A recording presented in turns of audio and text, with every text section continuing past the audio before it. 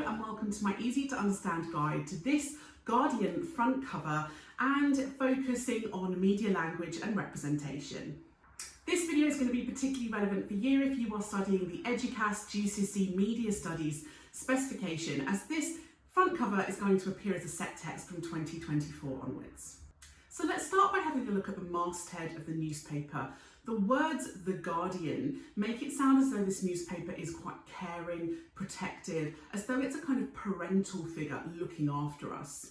The phrase "for 200 years" suggests that this newspaper is historic, it's traditional, it's been going for such a long time, and that adds a sense of gravitas to the newspaper. The strapline News Provider of the Year makes it sound as though this newspaper is award-winning and therefore quality. The price of this newspaper is quite high, perhaps why they've made it quite small on the front cover, but it does suggest that this newspaper is going to be aimed primarily at a kind of middle to upper class audience. In the top left, there is a kind of smaller headline that says what we miss about working in the office. First of all, that use of the word "we" is quite inclusive. It makes the readers feel involved, as though the Guardian understands them and is in the same position as them. Secondly, it obviously reflects the social, cultural context at the time, where we were in lockdown due to the pandemic and a lot of people were working from home. The fact that this is talking about people working from home and missing being in the office suggests again that the readers of this newspaper are reasonably middle class. They're not kind of working class people who were working on the front lines. So they're not, for example, people who, I don't know, maybe nurses or working in supermarkets. We're talking about people in more kind of like office related environments. And the fact that they're saying what we miss about the office suggests that these are people who enjoy work. It's representing work as being quite a good and fun thing. We're seeing lots of images of parties, you know, people having a good time, and so representing work and work environment as being a positive thing. Although some people are also going to recognise the stereotype of work colleagues perhaps not getting on with each other or not liking their job. So for example, the intertextual reference to the "it" crowd at the top there in one of the images, and that adds an element of comedy. It makes it feel quite light-hearted as well. These stereotypes like the office romance and the kind of colleagues sitting together in a quite a boring office, they're quite easy to understand for audiences. The use of the kind of photo style montage and the paper clips make the images in the top left feel quite kind of casual and fun, as though they're kind of photos you might pin up on your wall. And that makes it feel, again, it makes it feel a bit more real for audiences, as though this is something that they will have experienced themselves. And this clearly suggests that the general public have missed out on parties, which creates a nice binary opposite to the main story. Of course, the main story is about Dominic Cummings accusing Boris Johnson of having parties within an office environment when they were banned. So this binary opposition is created between the Tory party and in particular Boris Johnson, and that's pitted against the kind of general public. And it's made to feel as though the general public have missed out, whilst Boris Johnson has enjoyed all the things that were supposed to be banned.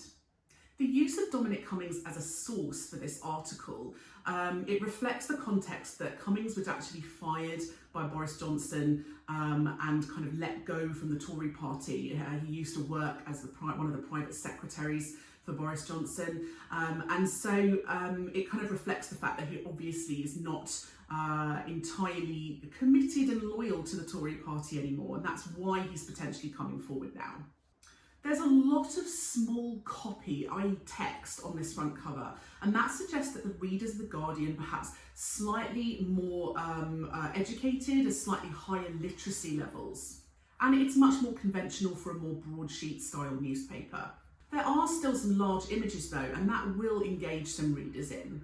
The use of the image to accompany this article is very bold. It's obviously a picture of Boris Johnson out kind of jogging with his dog. It's quite an absurd image. It's not the type of image you would expect for somebody who is the Prime Minister. Normally you would see images of them kind of looking quite statesman-like in a tie and a suit, perhaps in an office environment, to be out jogging in fish shorts and a kind of beanie and trainers and a jumper. It seems a very absurd or odd outfit, and it kind of makes him seem quite silly or strange. And of course, that's adding to the representation because of the fact that The Guardian is politically leaning to the left as a newspaper. They're quite anti-Tory, anti-Conservative, anti-Boris Johnson. And so this reflects their political values and contexts as well. He seems quite scruffy, quite mismatched. It just seems a bit of a mess. And I suppose that representation of Boris Johnson as a bit of a mess again reflects how The Guardian tend to see him and how they position their audience to see him as well. The main kind of article featured on the front cover is reasonably factual and objective.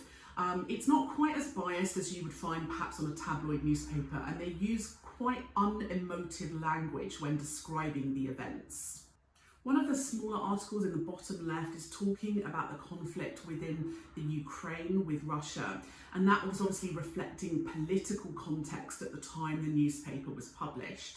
The article talks about how the UK is sending help and support in the form of resources to the Ukraine, and that represents the UK in a kind of saviour role, stepping in to kind of help and support the Ukrainian people and government. The use of these little page numbers with the arrow symbols act as a kind of enigma code to draw in audiences. You don't get the full article on the front cover, you just get a kind of teaser. And that's very conventional on newspaper covers because they want to use the cover as almost like an advert, and then you read a snippet, you have to buy the newspaper to read the rest of the article inside. There is another article in the bottom right about more Tory members lying and being dishonest.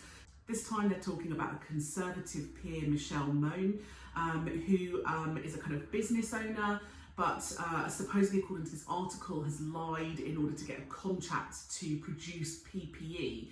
And so again, this PPE, personal protective equipment, reflects the context of the pandemic. That kind of acronym is going to be familiar to audiences at the time. But also, again, reflects the Conservative Party as being dishonest and untrustworthy. In the top right-hand corner, they've got a small kind of teaser for an article inside about art and wine. Art and wine is quite middle-class lifestyle activities. So again, reflecting the target audience for The Guardian. The reference to Andy Warhol as well. Andy Warhol was quite anti-capitalist, quite left-wing, rebellious artist. Again, tying in with the political values of The Guardian. So that was my easy to understand guide to The Guardian front cover. Don't forget to check out my channel and subscribe for other videos relevant to you. And if you do have any questions or you would like a video in particular that I don't already have, then just leave a little comment below and I'll see what I can do.